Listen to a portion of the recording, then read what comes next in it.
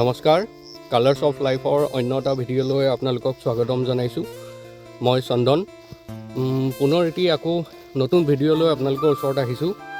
বৰ্তমান মই উপস্থিত আছোঁ এটা বহুত ধুনীয়া পৰিৱেশৰ মাজত।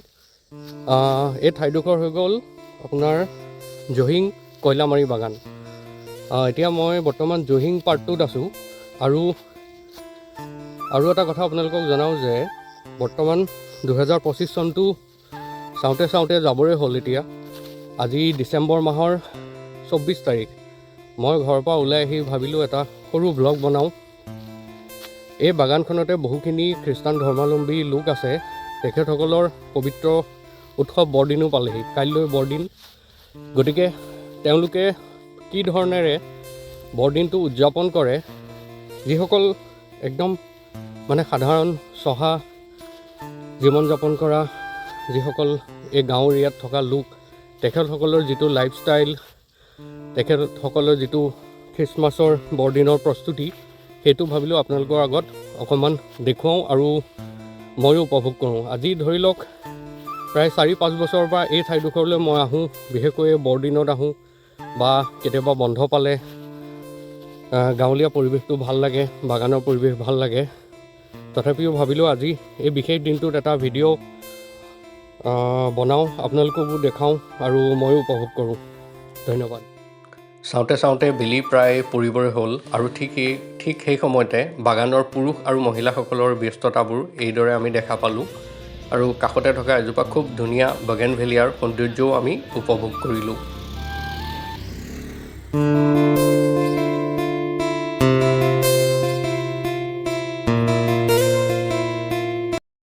ইয়াৰ পিছত আমি আহিলোঁ 15 নম্বৰ লাইনত থকা এটা বৰ ধুনীয়া গীৰ্জাঘৰত আৰু তেখেতসকলৰ প্ৰস্তুতি এইদৰে দেখা পোৱা গ'ল।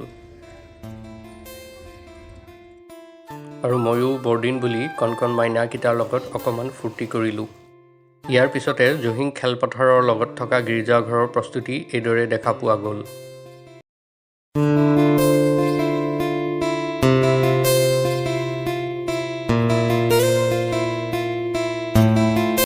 এইদৰে আমি ঘৰমুৱা হৈ থাকোঁতে ৰাস্তাৰ কাষতে থকা আৰু এটা খুব ধুনীয়া গীৰ্জাৰ পৰিৱেশ এইদৰে উপভোগ কৰিলোঁ।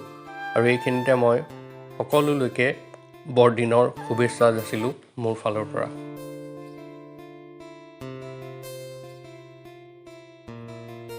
আৰু বৰ্তমান আমি উপস্থিত হৈছোঁহি শুক্লিভুৰিয়াত থকা গীৰ্জাঘৰত। তেওঁলোকে এই ধৰণেৰেই এই গীৰ্জাভাগ সজাই পৰাই তুলিছে বৰদিন বুলি।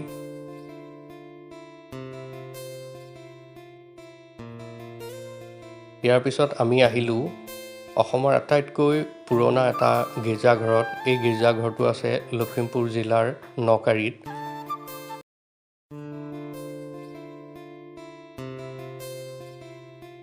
স্থানীয় ব্যক্তিসকলে কোৱা মতে এই গীৰ্জাভাগ 1909 চনতেই স্থাপন কৰা হৈছিল আৰু এই গীৰ্জাটো প্ৰতিষ্ঠা কৰিছিল ব্ৰিটিছে।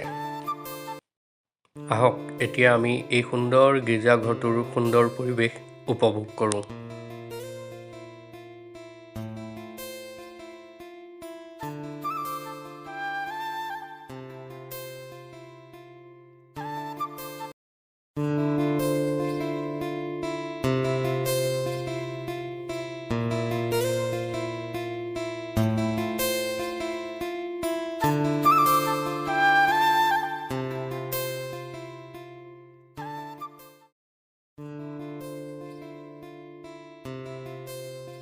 কাইলৈ অনুষ্ঠানৰ বাবে তেওঁলোকৰ ব্যস্ততাবোৰ এই ধৰণেৰে দেখা পোৱা গ'ল। আৰু ইমান ধুনীয়াকৈ গীৰ্জাটো সজাই পৰাই তুলিছে। ময়ো ক্ষন্তেক সময় ৰৈ থমকি চাই ৰ'লোঁ। আৰু এই গীৰ্জাটি আমাৰ লখিমপুৰৰ লগতে অসমৰ কাৰণেও এটি গৌৰৱ।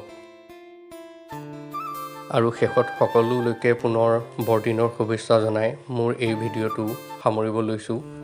আৰু যদি ভিডিঅ'টো চাই ভাল পালে তেতিয়াহ'লে ছাবস্ক্ৰাইব কৰিব আৰু ফেচবুকত ফ'ল' কৰি দিব।